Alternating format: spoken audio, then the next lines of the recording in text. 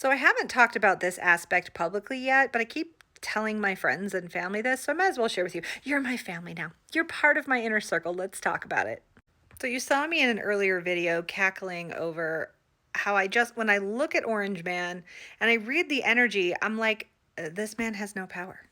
This man has no power. There's nothing in it. It's like a husk. He's like a husk of a human. There is no power behind anything he says or does.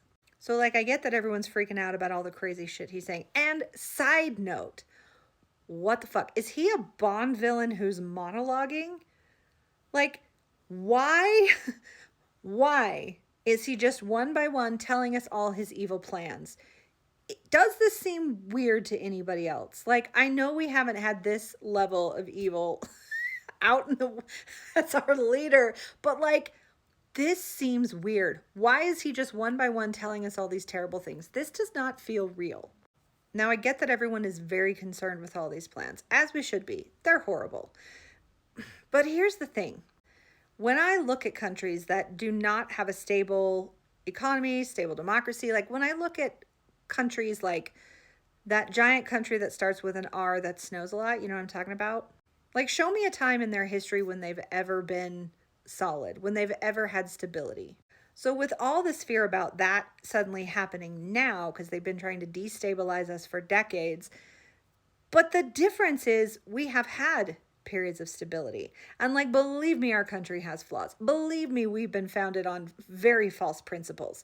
But the thing that's wonderful and terrible about our country is that we are so damn arrogant and individualistic. And I think this is going to work in our favor. Here's what I mean. As all these crazy plans keep coming out, I just feel like the people are just going to be like, yeah, no, we're not going to do that. No, we're not doing that. And we're seeing this in like the governors who are saying, no, we're not doing the mass deportations. I can't imagine that career military personnel give two shits about what he says, that trust his authority on anything.